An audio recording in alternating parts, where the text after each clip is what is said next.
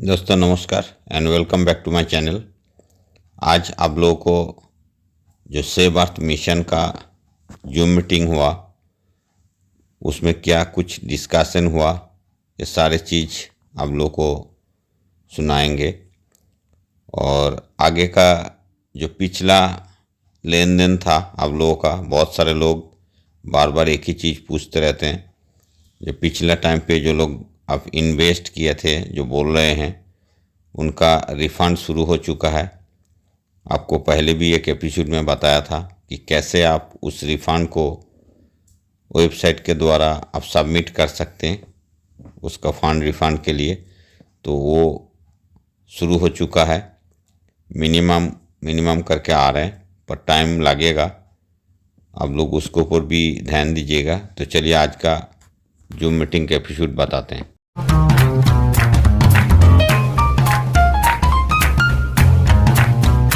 के लास्ट 23 अक्टूबर 24 से आप मुझे 23 को हमने 23 तारीख को हमने पहला जूम किया था। और उस समय से लेकर आज तक भी मैं इसकी पूरी गहराई नहीं जान पाया। मतलब इतना कुछ है, इतना ब्रॉड है कि इसकी पूरी गहराई जो है वो बहुत ब्रॉड है, बहुत विस्तृत है। तो अपने टॉपिक पर फिर से रिटर्न आते हैं।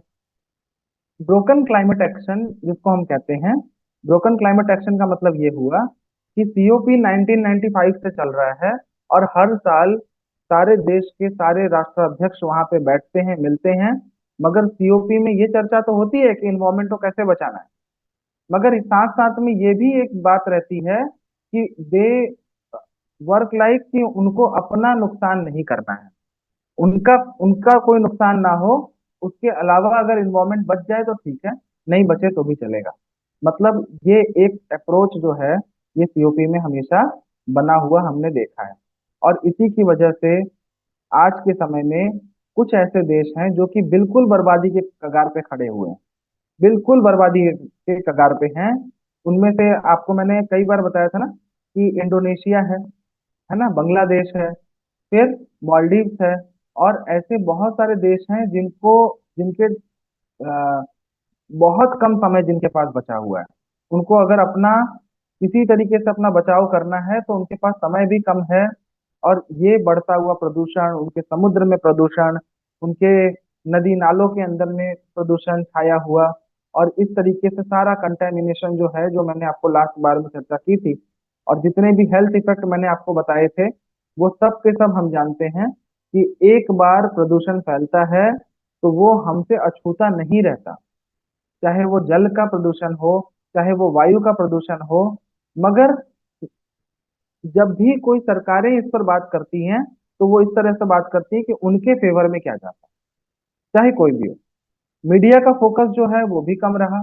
मीडिया का फोकस इसलिए कम रहा क्योंकि मीडिया जो है वो कुछ दिनों तक तो दिखाती है, मीडिया कुछ दिनों तक तो उसके ऊपर फोकस करके रखती है कि हाँ ठीक है। मगर जैसे ही वो आपदा बीत जाती है वैसे मीडिया का फोकस दूसरी जगह चला जाता है। फेल्ड फाइनेंशियल इनिशिएटिव, जो जो अभी तक फाइनेंशियल इनिशिएटिव लिए गए वो भी फेल्ड थे, क्योंकि जो कार्बन एमिशन के लिए जो एक कंप्लाइंसेस होते हैं, जो फाइनेंशियल इनिशिएटिव लेना चाहिए, वो कोई ले ही नहीं पाया। और एक तरीका नहीं था, एक दिशा में कार्य नहीं हुआ, और इसीलिए हमारी पृथ्वी जो है वो और बीमार होते चली गई। अब करना क्या था, एक ऐसा मंच लाना था, क्योंकि सबसे बड़ा सॉल्यूशन बिगेस्ट प्रॉब्लम का आज के समय में, ये जो पॉल्यूशन जो सबसे बड़ी समस्या है, इसका सबसे बिगेस्ट सॉल्यूशन है कम्युनिटी। और कम्युनिटी के द्वारा जो कार्य किया जा सकता है वो अकेले किया जाना संभव नहीं है। और कम्युनिटी के लिए क्या किया गया कि एक ऑर्गेनाइजेशन का फॉर्म किया गया जिसका कोई इंडिविजुअल मालिक नहीं है। एक ऐसा पावर ऑफ कम्युनिटी को प्रदर्शित करने के लिए, क्योंकि अकेला इंडिविजुअल कुछ नहीं कर सकता। आखिर आपने आपने जाना है आजादी की लड़ाई हमारी क्या अकेले लड़ी गई थी? नहीं। हर व्यक्ति अपने अपने स्तर पे जब अपने पूरे प्राणों को झोंक कर काम किया, तब जाके हमें बहुत मेहनत से आजादी मिली है। कहने का मतलब कि क्यों कम्युनिटी मैटर करती है, क्योंकि आज के समय में हमें प्रदूषण से अपनी पृथ्वी को मुक्त कराना है। जो हर जगह पे गंदगी, हर जगह पे वायु में प्रदूषण, एयर क्वालिटी इंडेक्स अब एयर क्वालिटी इंडेक्स भी आप समझिए कि आ, मैं ये अपने परिवार है, तो यहाँ पे क्या है कि हर इंटेलेक्चुअल बात भी कर सकते हैं, हर चीजों को बोल सकते हैं। और ये कम्युनिटी जो है, इसके अंदर में मैं कोई भी बातों को आराम से कर पाता हूँ, क्योंकि हमारे लोग जो हैं वो इतने जागरूक हैं, सब जानते हैं। एयर क्वालिटी इंडेक्स मित्रों, एक पैरामीटर बनाया गया कि हम देखेंगे कि हवा कितनी शुद्ध है। एयर क्वालिटी इंडेक्स, अभी आपको पता है एयर क्वालिटी इंडेक्स और पानी को चेक करने के लिए क्या पैरामीटर बना दिया गया? टीडीएस। ठीक है, टीडीएस। अभी अगर एयर में आपने कुछ अच्छा भी अगर घोल दिया ना, मतलब जैसे आपने मान के चलिए यज्ञ किया, ठीक है, तो यज्ञ तो अच्छी चीज है, पॉल्यूशन को कम करती है। मगर एयर क्वालिटी इंडेक्स जो है वो पैरामीटर है ही नहीं एक्चुअली। एयर क्वालिटी इंडेक्स तो दिखाया जाता है क्योंकि अगर हम कुछ भी कर रहे हैं उससे वातावरण प्रदूषित हो ही रहा है। अगर आपने कुछ अच्छी सुगंधित कपूर जला दिया, ठीक है, तो वो तो कपूर तो इन्वायरमेंट को प्योर करने के लिए होता है, मगर मगर उससे एयर क्वालिटी इंडेक्स जो है वो रिड्यूस हो जा रहा है। तो एयर क्वालिटी इंडेक्स भी अच्छा पैरामीटर नहीं है जिसके थ्रू समझा जा सके पृथ्वी के पृथ्वी जितनी पोल्यूटेड हो रही है उसको समझने के लिए, हमारा हवा कितना दूषित हो रहा है उसको समझने के लिए एयर क्वालिटी इंडेक्स का भी पैरामीटर अधूरा है। क्योंकि जिस तरह से पानी है, पानी के लिए हम क्या यूज करते हैं? टीडीएस, कि इसके अंदर में कितना सब्सटेंस है, कितने कोलोइडल पार्टिकल्स हैं, वो उसका टीडीएस हो गया, उसमें कितना मिनरल है, वो उसका टीडीएस हो गया। मगर टीडीएस तो तब भी बढ़ जाएगा कि जब आप पानी में नींबू घोल दें। टीडीएस तो तब भी बढ़ जाएगा जब पानी के अंदर में आप मौसम्मी का जूस डाल दें। तो क्या वो हमारे शरीर को नुकसान कर रहा है? नहीं कर रहा है। मतलब टीडीएस भी पानी की शुद्धता का पैरामीटर नहीं है। हमें पूरे के पूरी चीजों को चेंज करना है, हमारी पूरी आदतों को चेंज करना है। सिर्फ एयर क्वालिटी इंडेक्स मेंटेन हो गया इसका मतलब पॉल्यूशन सही है? हमारे शहर में तो, अब जैसे मैं जस्ट अभी इंदौर में हूँ, तो इंदौर में तो पॉल्यूशन उस हिसाब से नहीं है, एयर क्वालिटी इंडेक्स सही है। मगर इंदौर में पॉल्यूशन नहीं होने से क्या होगा मित्रों? जो पृथ्वी जो पूरी जो है वही संकट में है, तो इंदौर उससे बाहर की चीज नहीं है ना। तो जहां एयर क्वालिटी इंडेक्स सही भी है, तो ऐसा नहीं है कि वहां पर पॉल्यूशन नहीं है। आप मेरी मतलब को समझ गए होंगे, है ना?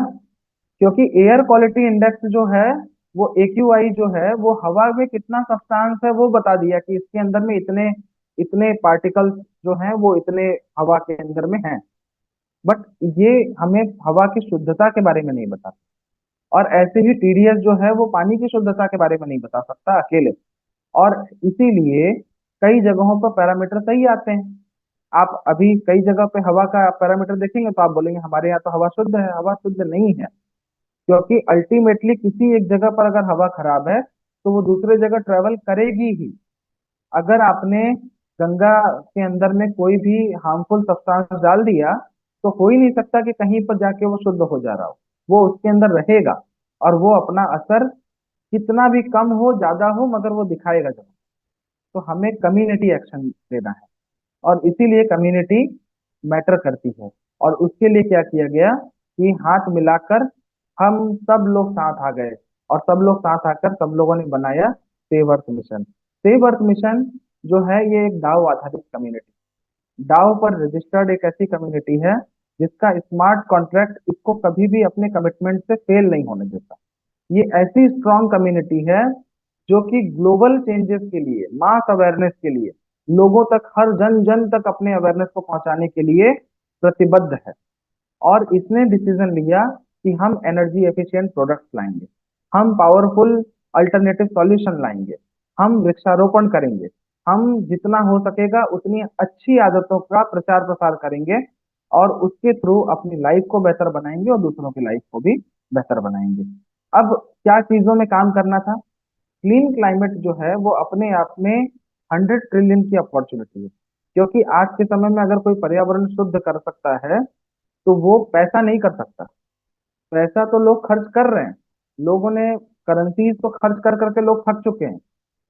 अकेले पैसा इसको ठीक नहीं कर सकता। कम्युनिटी होगी तो आजकल लोगों को भी विश्वसनीय लोग चाहिए।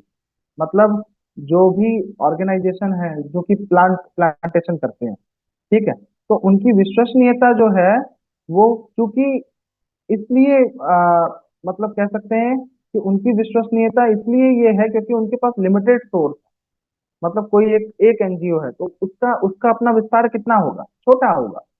बड़ा, बहुत बड़े एनजीओ हैं तो कितने बड़े, और वो कितना ही काम कर सकते हैं क्योंकि हर व्यक्ति को काम करना है। तो सेव अर्थ मिशन एक ऐसा नोड है जिससे कि अनगिनत नंबर में प्रोजेक्ट जो हैं वो जुड़ सकते हैं, अनगिनत नंबर में लोग इससे जुड़ के, और इलेक्ट्रिक व्हीकल्स है, इसका लो एनर्जी कंजप्शन प्रोडक्ट है, एनर्जी एफिशिएंट टेक्नोलॉजीज हैं, सस्टेनेबल इंफ्रास्ट्रक्चर के रिलेटेड प्रोजेक्ट्स हैं, और ये सारे के सारे प्रोजेक्ट जो हैं वो जुड़ जा रहे हैं साथ में। और यहाँ पर लोग प्रकृति को भी बचा रहे हैं और एक अच्छा फाइनेंशियल अल्टरनेटिव ऑप्शन भी क्रिएट कर रहे हैं। अब G20 की एक मीटिंग हुई जो कि अभी आप लोगों ने जाना था, उसके अंदर में हर सबने मिलकर ये किया कि 35 ट्रिलियन डॉलर तो कम से कम खर्च करना पड़ेगा 2050 तक इस पृथ्वी को ऑलमोस्ट जो है ग्रीन हाउस गैसेस को कम करने के लिए।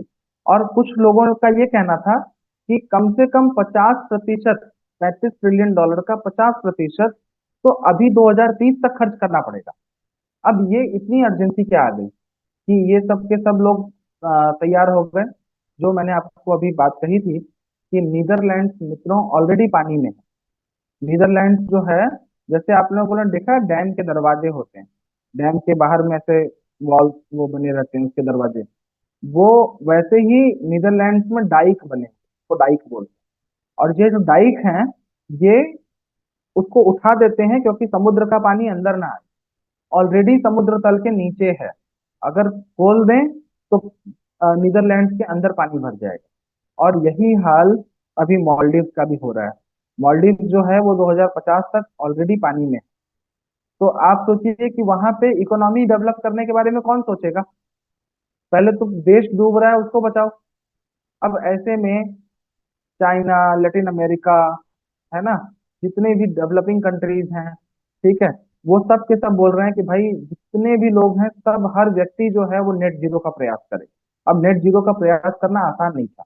हुआ ये कि अकेले अहमदाबाद शहर के लिए 4,40,40,000 करोड़ रुपए चाहिए वो 2070 तक, जो कि खर्च होंगे, तब कहीं जाकर अहमदाबाद शहर जो है वो नेट जीरो पा सकेगा।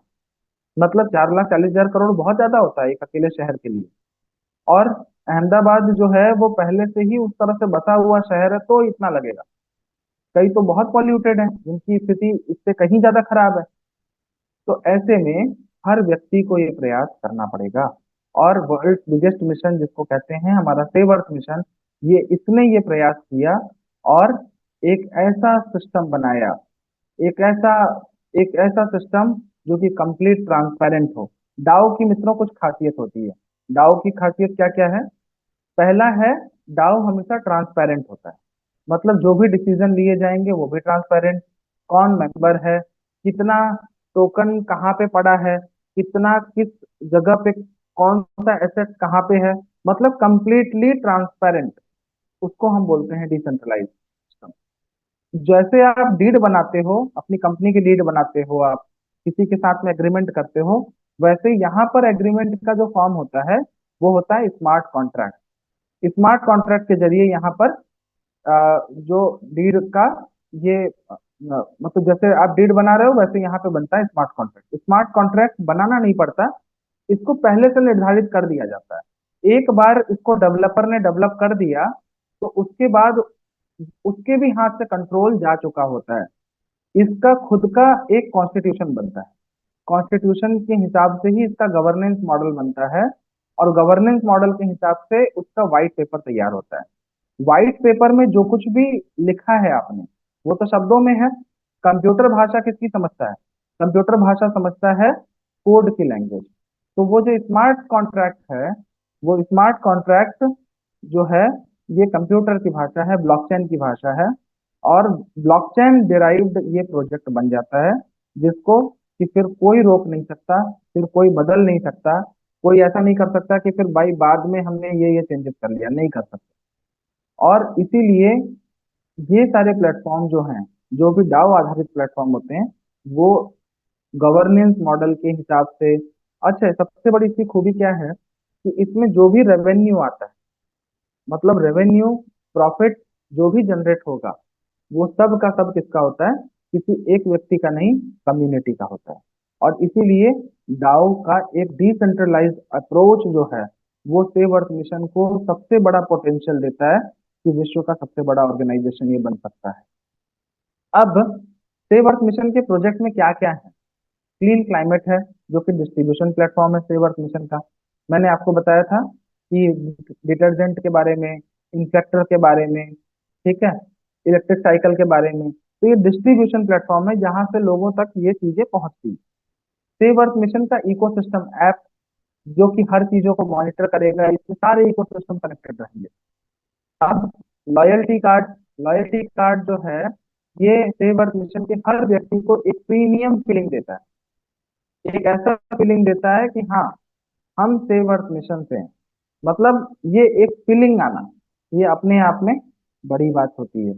और लॉयल्टी कार्ड का रिस्पेक्ट बड़ी बड़ी ब्रांड्स करती हैं, वो अपने लिए डिस्काउंट ऑफर करते हैं। क्यों? क्योंकि कम्युनिटी का रिस्पेक्ट है ना, किसी इंडिविजुअल का रिस्पेक्ट नहीं है, कम्युनिटी का रिस्पेक्ट। अब मल्टी एरिना मेटावर्स है, कम्युनिटी कैब जिसका टेक अभी रेडी किया जा रहा है, इन्फ्लेक्टर जो कि आप लोग जानते हैं कि एक ऐसा प्रोडक्ट जो कि बाहर से आने वाली गर्मी को रोक देता है, अल्ट्रावायलेट और इंफ्रारेड को रोक के सिर्फ विजिबल लाइट अंदर आने देता है, जिससे कि आपके शीशे से आने वाला अ, जो हीट वेव्स है वो आपके घर में इम्पैक्ट ना डाले, और घर जो है वो ठंडा, आपका ठंडा बना रहे, लाइट आती रहे मगर गर्मी ना आए। तो ये इन्फ्लेक्टर जो है वो इतना अच्छा प्रोजेक्ट नासा के द्वारा इन्वेंटेड ये प्रोजेक्ट है। अब वीडियो कॉन्फ्रेंसिंग प्लेटफॉर्म, जैसे हम जूम मीटिंग पे हम ये करते हैं, खुद इकोसिस्टम का खुद का डेवलपिंग फेज में है, जूम जैसा ही ऐप है, और उसके अंदर में हम अपने से मतलब कम्युनिटी उसका यूज करेगी। फिर सुपर हीरो, सुपर हीरो के सॉन्ग को सबने को नहीं सुना है ना, अभी हम लोगों ने सुना था कि ये कुर्बान जो म्यूजिक आया उसमें सुपर हीरो अलग अलग जगह पर ट्रैवल कर रहा था, और उसको हम लोगों ने देखा, जाना, समझा। तो सुपर हीरो ऑलरेडी फेमस है, और इसका भी जो रेवेन्यू है, इन सब चीजों का जो रेवेन्यू है वो कम्युनिटी को जाता है। मतलब ये इस तरह का इसमें पोटेंशियल है। यूटिलिटी प्लेटफॉर्म का मतलब क्या होता है? यूटिलिटी प्लेटफॉर्म का मतलब हुआ कि जैसे जीपे है, फोन पे है, पेटीएम है, तो इस टाइप के चीजों को यूटिलिटी प्लेटफॉर्म बोलते हैं। Save earth mission decentralized club. अब जैसे मान के चलिए कि इस पूरे शहर के अंदर में क्लब बन गया, ठीक है। अब क्लब जो है वो जनरली उसकी मेंबरशिप हर व्यक्ति नहीं ले पाता, ठीक है, बहुत महंगे होते हैं, बहुत महंगे होते हैं। तो सेव अर्थ मिशन का डिसेंट्रलाइज क्लब क्या करेगा कि एक तो इसके अंदर में व्यक्ति खुद से ही अपना क्लब फॉर्म कर सकता है, और डिसेंट्रलाइज मतलब इसका भी कोई मालिक नहीं, इसका भी कोई मालिक नहीं। अब जस्ट हमने बना लिया प्रोफेसर क्लब ऑफ इंडिया, तो उसमें सारे प्रोफेसर जुड़ गए। अब कभी स्टूडेंट को अप्रोच करना रहा तो आईआईटी एलुमनाई का एक ग्रुप हो गया, प्रोफेसर का एक ग्रुप हो गया, रिसर्च साइंटिस्ट का एक ग्रुप हो गया, मीडिया एजेंसीज का एक ग्रुप हो गया। तो ऐसे इंटरेक्शन कर सकते हैं, क्योंकि डिसेंट्रलाइज क्लब के अंदर में वो सारे के सारे इंटेलेक्चुअल ब्रेन, जो बेस्ट ब्रेन्स हैं, वो अपना क्लब बना के और अपने ही उसका मैनेजमेंट भी डिसेंट्रलाइज तरीके से कर सकते हैं। तो ये एक इनोवेटिव आइडिया है। जब जैसे जैसे मैं सेवर मिशन को समझते हैं, जैसे जैसे इसको जानते हैं, इसकी पोटेंशियलिटी को समझते हैं, अपने आप में ही डिसेंट्रलाइज प्लेटफॉर्म ही अपने आप में बहुत बड़ा अचीवमेंट, क्योंकि ये बिल्कुल निस्वार्थ भाव हो जाता है। प्रिविलेज मार्केट प्लेस है, बहुत अच्छे अच्छे प्रोडक्ट्स हैं मित्रों, जगह नहीं मिलती है तो उसको मार्केट प्लेस कर पाए, अपने से मार्केट हो नहीं पाता। और अपने से व्यक्ति जो है, जो मैन्युफैक्चरिंग करता है वो मार्केट नहीं कर पाता, जो मार्केट करता है उसके पास मैन्युफैक्चरिंग का टाइम नहीं है। और कई बार क्या होता है कि फंड के अभाव में कई अच्छे प्रोडक्ट्स जो हैं वो दब जाते हैं। तो उनको सेव अर्थ मिशन के अंदर में, ये तो 1,000 लोग, मुझे नहीं लगता कोई दो व्यक्ति भी एक जगह से हैं। मतलब इतने इतने जगह से हैं, ठीक है, पूरे देश भर से यहाँ पे 1,000 लोग जुड़े हैं। तो ये 1,000 लोग एक्चुअली है नहीं। अगर मैं कहूँ कि सबके घर में अगर तीन तीन चार चार पांच पांच लोग हैं, तो एक्चुअल में 5,000 लोग हैं। और सच बात ये है कि सेव अर्थ मिशन के अंदर में अभी 1 लाख लोगों का शायद रजिस्ट्रेशन कंप्लीट हो चुका है। तो कहने का अर्थ ये है कि इतना बड़ा जो सिस्टम, जिसके अंदर में international club, privilege market place, तो ऐसे सिस्टम के अंदर में कोई व्यक्ति आएगा और उसके पास वाकई अच्छा प्रोडक्ट है, अच्छी सर्विसेज हैं जो कि वो दे सकता है, तो कम्युनिटी है यहाँ पे, तो हम एक्सेप्ट कर सकते हैं, हम वोट करेंगे, हम सब मिलके वहां पे वोट करेंगे कि हाँ ये प्रोडक्ट ठीक है, इसको प्लेस किया जा सकता है। और वो व्यक्ति जो है वो कोटेशन भी दे रहा है और हम उस पर वो वोट कर रहे हैं कि हाँ ठीक है इसको प्लेस करवाना है। फिर ऐसे ही कार्बन क्रेडिट मार्केट प्लेस, सबसे बड़ा जो अपॉर्चुनिटी है इसके अंदर में वो है कार्बन क्रेडिट। कार्बन क्रेडिट हर उन चीजों से जनरेट होता है, जब भी हम पॉल्यूशन को कम करते हैं तो कार्बन क्रेडिट जनरेट होता है मित्रों।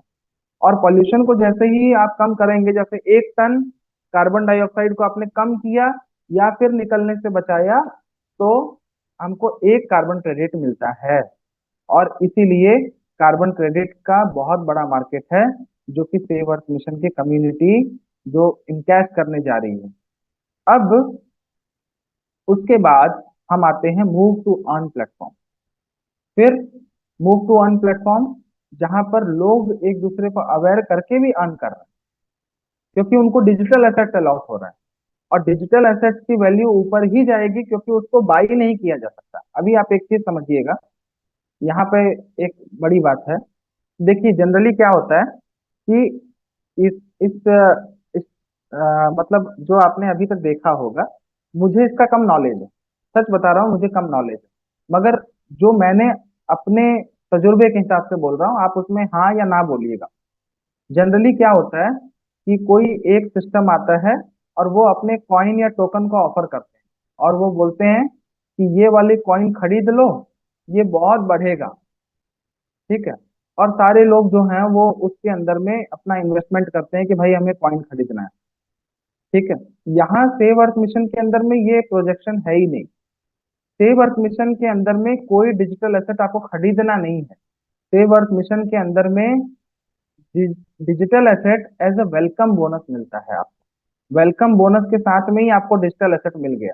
वेलकम बोनस सबको मिला था, वो 0.003699999 कुछ इस टाइप का डिजिटल बोनस मिला था।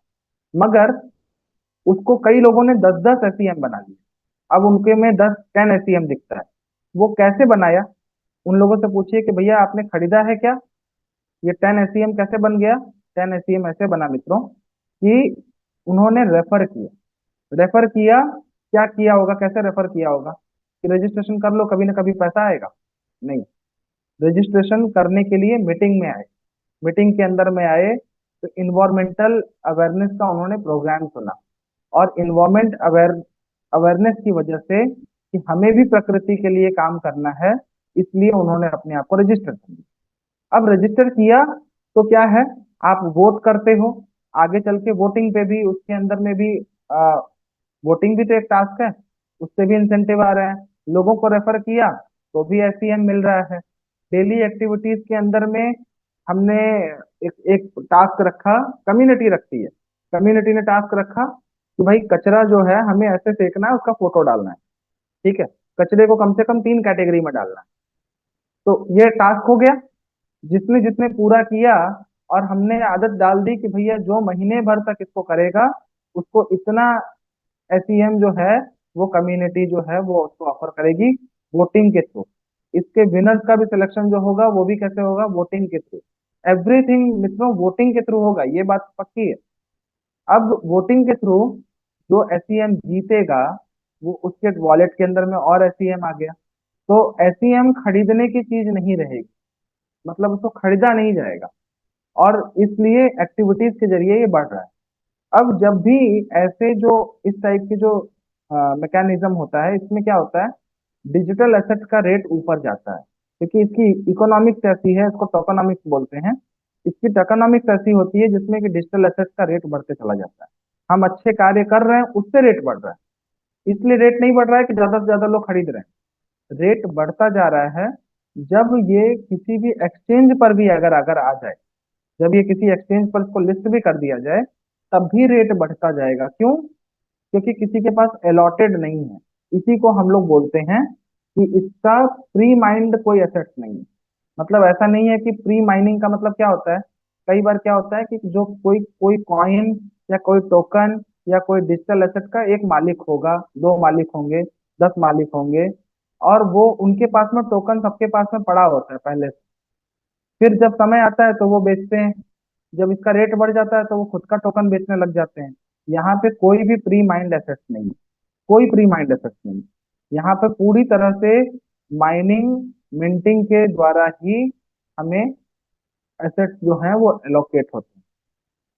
मतलब यहाँ पर भी हर व्यक्ति जो है इसको लेना चाहेगा, क्योंकि कम्युनिटी जो है खुद से इसको, इसके रेट्स को बढ़ा रही है। और वो by doing the great thing, not just by buying the things और उसको स्टेक करके रख लिया कि एक दिन ये बढ़ेगा तब बेचेंगे, नहीं, वो काम नहीं करना है। अब ऐसा जो सिस्टम है, इसके अंदर में और क्या क्या कनेक्ट कर दिया गया। लॉन्च पैड है, एग्रीटेक प्लेटफॉर्म है, मतलब एग्रीकल्चर से रिलेटेड टेक्नोलॉजी है।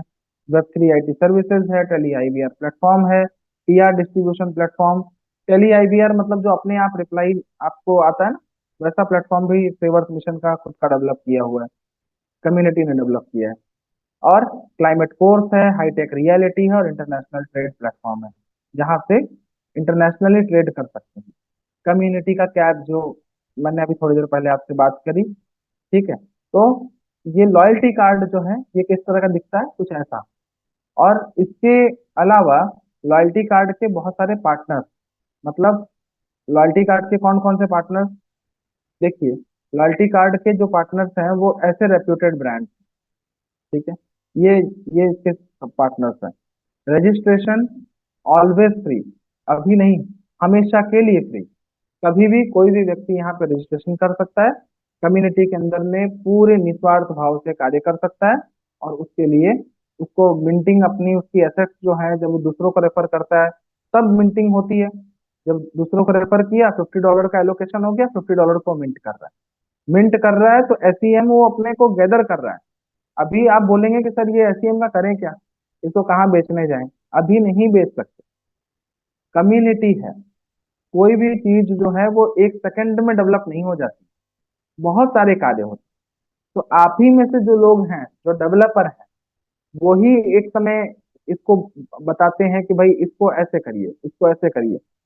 कम्युनिटी जो है वो किसी भी कार्य को सतत करती है। तो जब ये एक तरह का ऐसा कार्य है जो कि आपके रिवॉर्ड पॉइंट्स हैं, आपने प्रकृति के बारे में बताया है तब ये SEM आपके पास आया है, आपने लोगों को बताया तब आया है।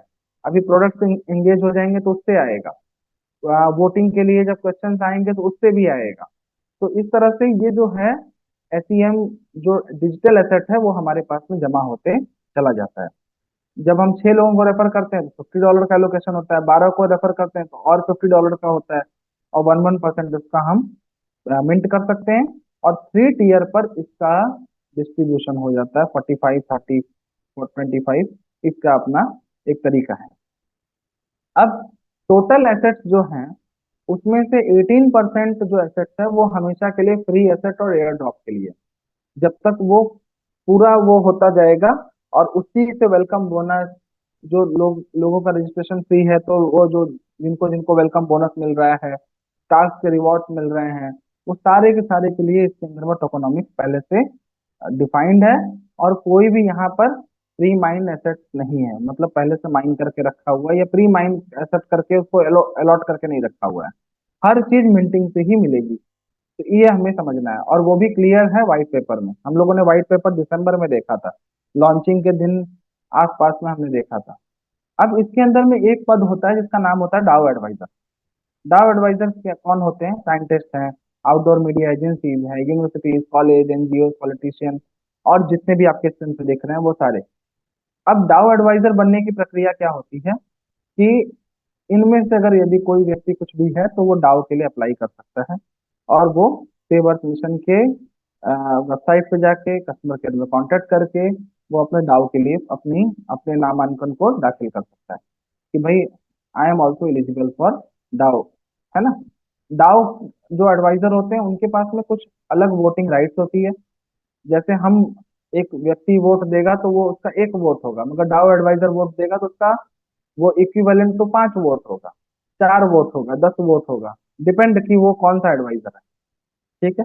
अब यहाँ पे सेव अर्थ मिशन के सेंटर्स जो कि हर पिन कोड पे आएंगे, और यहाँ पर ये अपकमिंग जितने सॉल्यूशंस हैं, इलेक्ट्रिक साइकिल, इलेक्ट्रिक स्कूटी, जो मैंने अभी आपको लास्ट वीक मैंने बताया, दोनों दिन हमने लिक्विड डिटर्जेंट पे लिया था। और लिक्विड डिटर्जेंट जो है उसके बारे में जो बताया था, उसी के साथ साथ में ये सारे जो हैं ये सब अपकमिंग प्रोजेक्ट्स हैं, electric cycle, electric scooty, bike, EV charging station, तो ये सब कुछ भी सेव अर्थ मिशन का ही पार्ट है। नो प्लास्टिक ड्राइव, जैसे ड्राइव करना, प्लांटेशन के लिए ड्राइव, बीच क्लीनिंग के ड्राइव, मैराथन, ये सब कौन करेगा? कम्युनिटी करेगी। और ये सारे के सारे जो हैं वो सेव अर्थ मिशन के जो अलग अलग ड्राइव्स हैं, अलग अलग चीजें हैं, उसके थ्रू होता चला जाता है। सेव अर्थ मिशन का प्रेजेंस हर जगह पर, हर एक प्लेटफॉर्म पे है, इसीलिए इसको बोलते हैं विश्व का सबसे बड़ा मिशन। और हमारा कर्तव्य बनता है मित्रों कि अब हम जन जन तक इस मिशन को पहुंचा दें।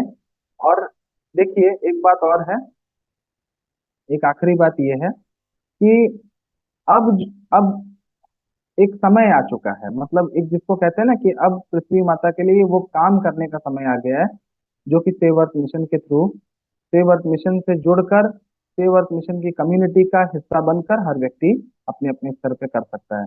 अब एक इम्पॉर्टेंट अनाउंसमेंट, जबकि सारे के सारे लोग हैं तब, यहाँ पर कभी भी जो है वो ग्रुप के अंदर में और वीडियो जो है वो सर्कुलेट होंगे, इंफॉर्मेशन सर्कुलेट की जाएगी। उसमें कभी भी क्लाइमेट टॉक शो के लिए बुलाया जा सकता है, तो टॉक शो जो होंगे उसके लिए इनवाइट किया जाएगा। ठीक है, तो ये एक बहुत बड़ा आ जाएगा। हाँ, इन्होंने पूछा है सर साइकिल का क्या हुआ? साइकिल के लिए जो क्या बोलते हैं, जो नाम है वो ऑलरेडी वायरल कर दिए गए, तो उसके अंदर में से ट्रांसपेरेंट तरीके से डाउ है ना, तो कम्युनिटी चूज करती है कि who will be the winner, है ना। और जैसे ही उसके बारे में मेरे पास में कोई सूचना आती है, तो मैं इमिडिएटली मैं फॉरवर्ड करूंगा, मैं आप लोग को तुरंत बताऊंगा। और इसके बाद सेव अर्थ मिशन जो है उसको आज हमने वर्किंग को समझा, प्रोसीजर को समझा कि कैसे काम करता है। तो आज के लिए इतना ही, अगले बार किसी एक प्रोडक्ट के बारे में, किसी एक चीजों के बारे में जानेंगे, जैसे कि मैंने आपको लास्ट टाइम भी बताया था। वैसे ही कुछ एक नए ज्ञान के साथ में, कुछ एक नई जानकारी के साथ में, नए अपडेट के साथ में हम फिर से मिलेंगे। आप सभी को